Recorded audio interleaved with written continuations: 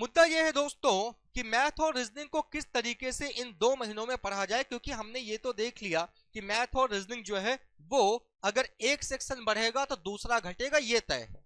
ये आप पहले से डिसाइड कर सकते हो कि यहां से क्वेश्चन ज्यादा आएंगे तो यहां का वेटेज कम होगा, यहां से ज्यादा आएंगे तो यहां का वेटेज बढ़ेगा।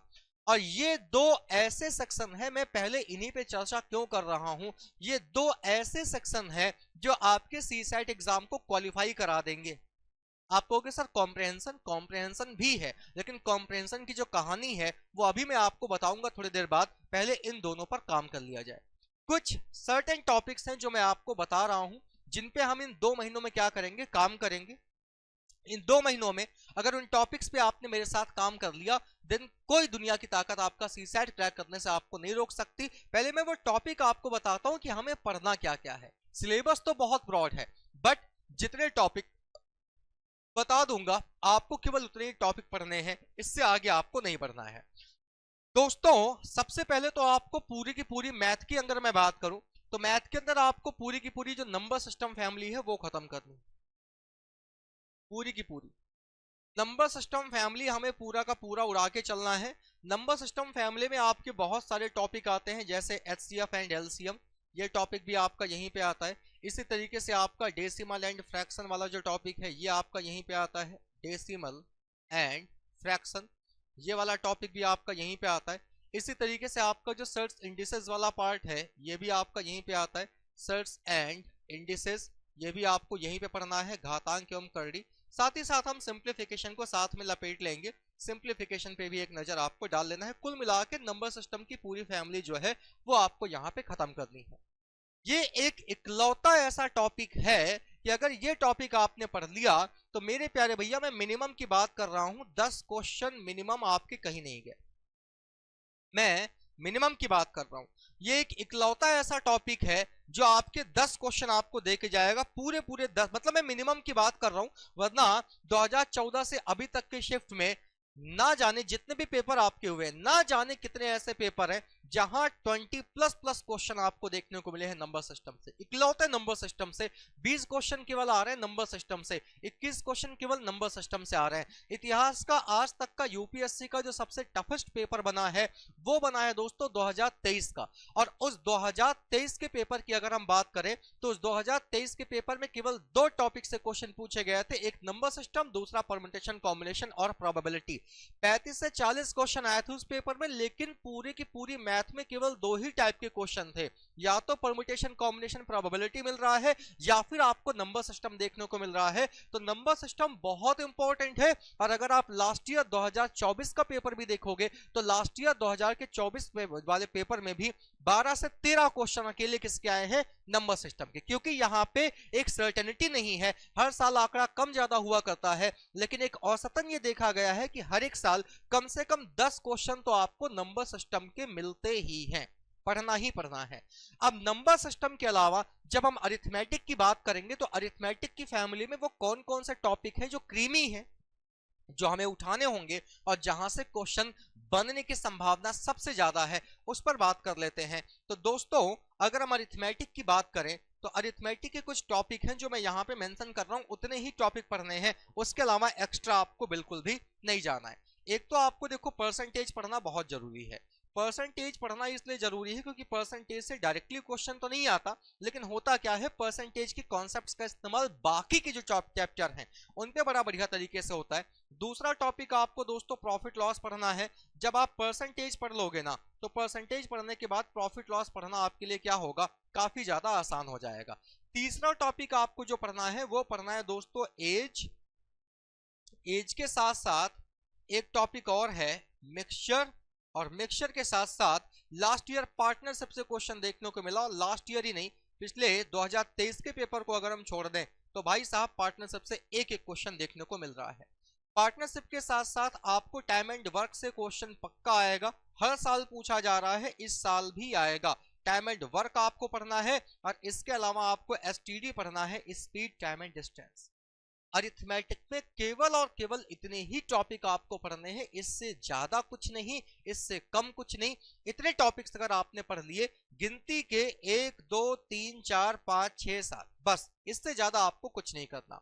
जब इस पे आप काम कर लेंगे तो तीसरी और अंतिम बात जो मैं आपको, अंतिम जो काम आपको करवाऊंगा वो करवाऊंगा डेटा सफिशिएंसी पे। इस पे करवाऊंगा डेटा सफिशिएंसी पे, और डेटा सफिशिएंसी के साथ साथ आपको यहीं पे स्टेटमेंट बेस्ड क्वेश्चन जो है वो देखने को मिल जाएंगे। क्या मिल जाएंगे? स्टेटमेंट बेस्ड क्वेश्चन जो है वो भी आपको यहाँ पे देखने को मिल जाएंगे। बस खत्म खत्म। ये तो मैंने बात बताई किसकी? मैंने बात बताई कि आपको क्या पढ़ना है, अब क्या नहीं पढ़ना। मैंने बहुत सारे टॉपिक्स यहाँ पे स्किप कर रखे हैं, लाइक आपका एवरेज हो गया, लाइक आपका रेशियो हो गया, पाइप एंड सिस्टम हो गया, लाइक बोट एंड स्ट्रीम हो गया, टाइम ट्रेन हो गया, मेंसुरेशन हो गया, ये सब मैंने हटा रखा है। ये आपको नहीं पढ़ने, नहीं पढ़ने, क्योंकि ना ही आपके पास इतना समय है कि आप बहुत डिटेल्ड में सारे सिलेबस को पढ़ पाओ, और ना ही आप पढ़ पाओगे, क्योंकि जैसे जैसे आपका एग्जाम पास आ रहा है तो केवल सी सैट का ही नहीं, आपके जीएस फर्स्ट पेपर का भी लोड आपके ऊपर है, जीएस फर्स्ट पेपर का भी प्रेशर जो है वो आपके ऊपर है। अब यहीं से एक क्वेश्चन राइज होता है, वो क्वेश्चन ये राइज होता है कि सर हमने इस बैच को परचेज किया है, तो क्या आप हमें केवल इतने ही टॉपिक पढ़ाने वाले हो? दैट्स द पॉइंट कि सर हमने पैसा दिया है, हमने ये बैच परचेज किया है, तो क्या आप हमें मैथ के अंदर केवल बस इतनी ही चीजें कराने वाले हो? तो दोस्तों ऐसा बिल्कुल नहीं है। मैंने आपसे क्या कहा कि ये पढ़ना मैंडेटरी है, ये तो आपको पढ़ना ही पढ़ना है जहां से आपका सी सेट क्वालिफाई होगा। बाकी जब अभी मैं पढ़ाऊंगा तो मैं स्टार्टिंग इन पे ही फोकस कराऊंगा, शुरुआत जो है वो इन्हीं से होगी, पहले इन्हीं को खत्म करेंगे, उसके बाद जो टॉपिक मैंने नहीं भी लिखे हैं उन टॉपिक्स की भी क्लासेस मैं आपको प्रोवाइड कराऊंगा।